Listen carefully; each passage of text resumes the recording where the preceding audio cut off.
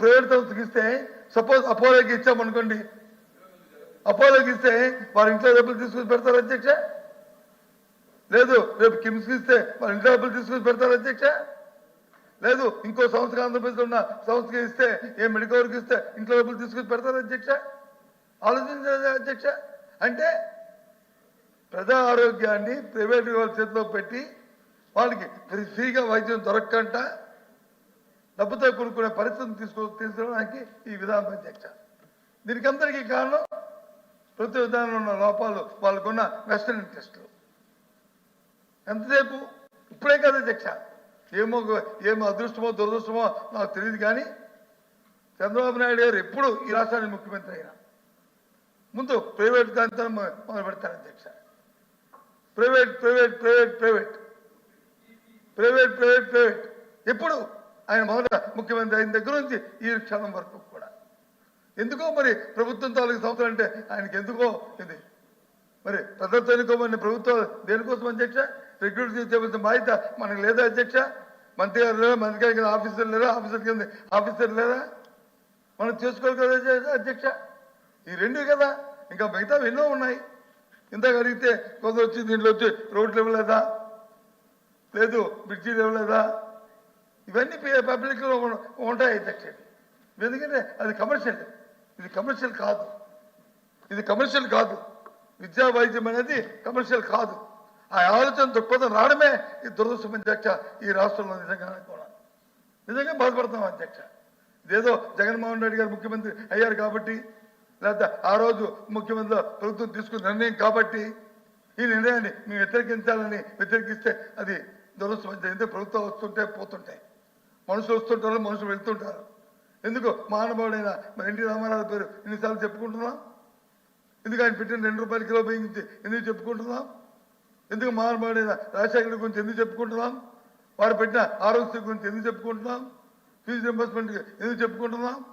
అందుకు ఏదైనా ఒక సంస్థ పెడితే మేము చెప్తున్నాం అధ్యక్ష, మీరు ఇచ్చిన ఈ సమయాన్ని పురస్కరించుకొని చంద్రబాబు నాయుడు గారు కానీ పిపిఎంలు పెడితే చరిత్రహీనులుగా ఈ రాష్ట్రంలో మిగిలిపోతారు అధ్యక్ష. ఈ చరిత్ర ఉన్నంతకాలం, ఈ భూ ప్రపంచం ఉన్నంతకాలం అది అందులో సందేహం లేదు అధ్యక్ష. ఇది పేదవాడికి మోసం, పేదవాడికి నష్టం జరిగే విధానం. ఇది పేదవాడికి నష్టం. నేను అంకెల్లోకి లెక్కల్లోకి పోను, కానీ 10,000 కోట్లు కాకపోతే 20,000 కోట్లు అవుతాయి.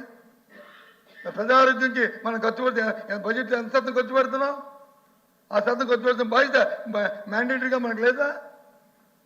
దాన్ని మనం ఫాలో అవ్వాల్సిన బాధ్యత మనకు లేదా ప్రభుత్వాలకి?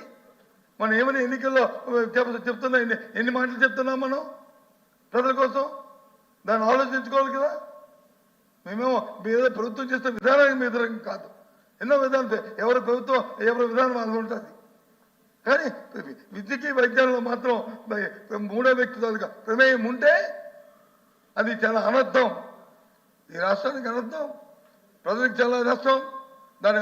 కాబట్టి అందుకు ఎక్కువగా మా సభ్యులు అందరూ అన్ని విషయాలు మాట్లాడారు, ఆ సభ్యులు కూడా అన్ని విషయాలు మాట్లాడారు. మేము మాత్రం ఈ విధానానికి పూర్తి వ్యతిరేకం అధ్యక్ష. ఎంతవరకైనా మా సభ్యులు చెప్పినట్టు పోరాటం చేస్తాం అధ్యక్ష. ఒకవేళ తప్పించండి ఎవరైనా సరే మళ్ళీ చెప్తున్నాం అధికారపూర్వకంగా, ఇవాళ మేనేజ్గా ఏ ఒక్క సంస్థ తీసుకొచ్చి దీంట్లో వ్యాపారం చేస్తాము ఎవరైనా కోర్టు చేసినా ప్రజల మద్దతుతో మళ్ళీ వస్తాం అధ్యక్ష. తప్పకుండా వాటిని రద్దు చేసి ప్రజలకు మళ్ళీ తీసుకొస్తాం అధ్యక్ష. దాంట్లో ఇంకో దాతమే లేదు అధ్యక్ష. అనొచ్చు మంత్రి గారు, మీరు 30 సంవత్సరాలు 40 సంవత్సరాలు 50 సంవత్సరాలు మళ్ళీ అధికారం రారండి. ఓ ఆ దేవుడే భగవంతుడు చూస్తాడు. మీరు 40 సంవత్సరాలు వస్తారో, మీరు 30 సంవత్సరాలు ఉంటారో ఉండండి. ఇదే విధానం ప్రజలు కోరుకుంటే మాకు అభ్యంతరాలే, కానీ ఏ ప్రజలు కూడా దీన్ని కోరుకోరు అధ్యక్ష. ఇప్పుడు వెళ్ళండి ప్రైవేట్ కావాలి, ప్రైవేట్ వైద్యానికి ప్రైవేట్ మెడికల్కి వెళ్ళి అక్కడ ఉన్న హాస్పిటల్కి వెళ్ళి వైద్యం చేయమని అధ్యక్ష. చేస్తారా? ఏది మీరు అంటున్నారు, ఏది సెల్ఫ్ సస్టెన్స్కి వచ్చి మీ దగ్గర జీవో ఇచ్చారు.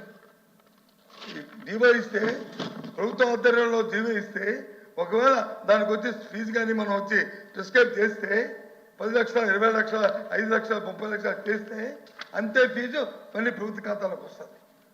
అదే ప్రైవేట్ పీపీఎం వాళ్ళు అయితే మళ్ళీ ఇది వచ్చి ఒక పేరు, మళ్ళీ లెఫ్ట్ నుంచి మళ్ళీ ఇంకోటి, కనక నుంచి మళ్ళీ ఇంకో దానికి కాదా అధ్యక్ష జరుగుతుంది. అది వాస్తవం కాదా? ఇప్పుడు రాష్ట్రం జరగట్లేదా చెప్పండి అధ్యక్ష. జరగకపోతే అనుకోవడానికి